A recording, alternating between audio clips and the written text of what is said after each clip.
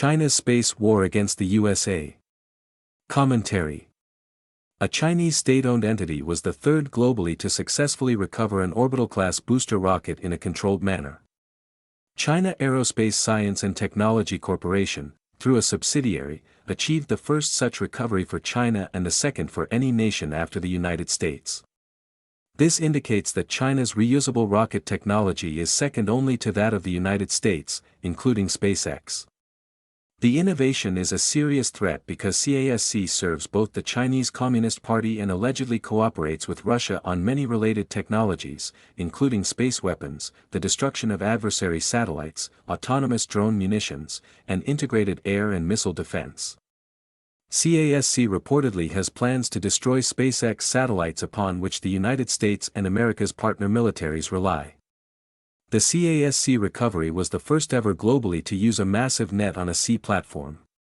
CASC was only the third company to achieve the feat after SpaceX in 2015 and Blue Origin in 2025.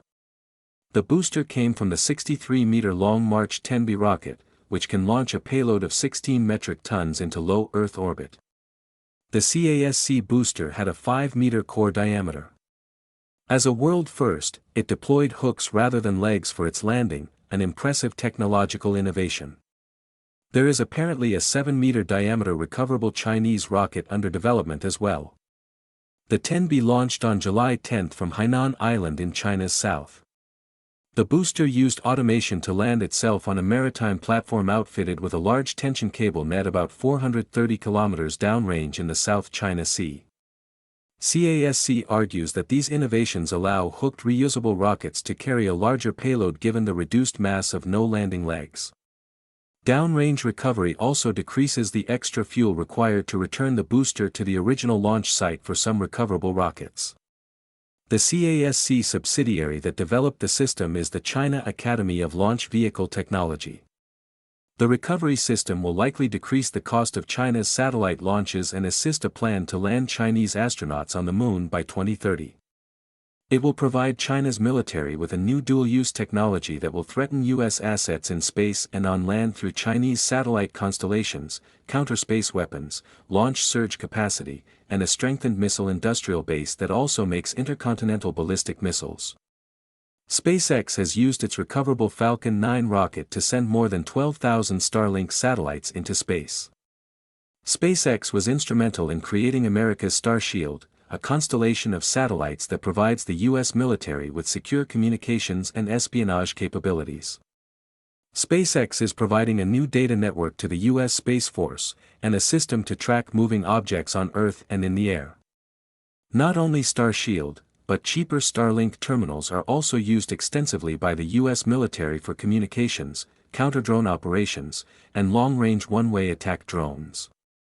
The Chin's regime is allegedly acting aggressively against SpaceX systems through a CASC plan proposed to Russia to limit the systems through a multi-step process, including international law regulatory limitations on SpaceX satellites, competition for limited frequency bands and orbital slots acquired from international organizations, power suppression, electromagnetic, and cyber interference aimed at SpaceX satellites, and finally a kinetic option of eliminating satellites through low-cost one-to-many weapons able to destroy SpaceX satellites in orbit.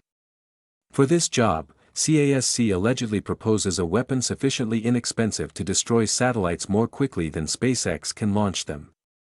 CASC is the first Chinese entity to achieve a controlled booster recovery, but many more companies in China are trying. At least some of them will likely succeed in the near future, further accelerating the already exponential growth in Chinese launches, which went from 39 in 2020 to more than 90 in 2025.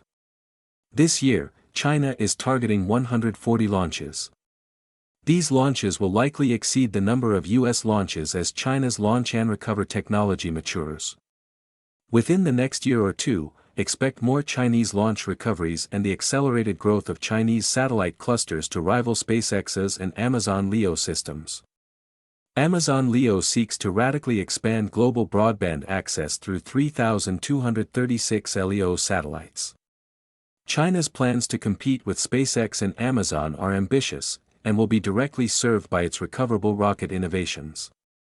The planned Chinese satellite constellations include the Guowang and Qianfan systems that together are planned to have over 28,000 satellites in LEO.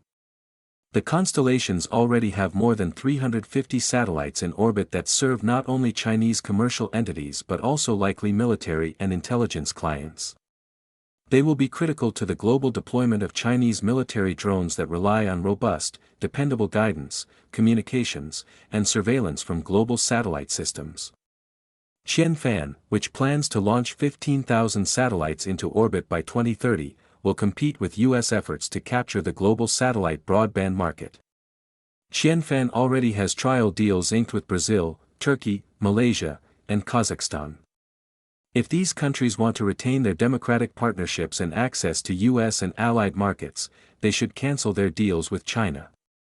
The rise of reusable rocket technologies in China will put U.S. and allied national security at risk. China's rapidly progressing missile and space technologies should be slowed through the imposition of U.S. and allied export control restrictions on precision components, semiconductors, machine tools, and raw materials that supply China and Russia's launch sector as the two countries purposefully evade sanctions through transshipping to each other.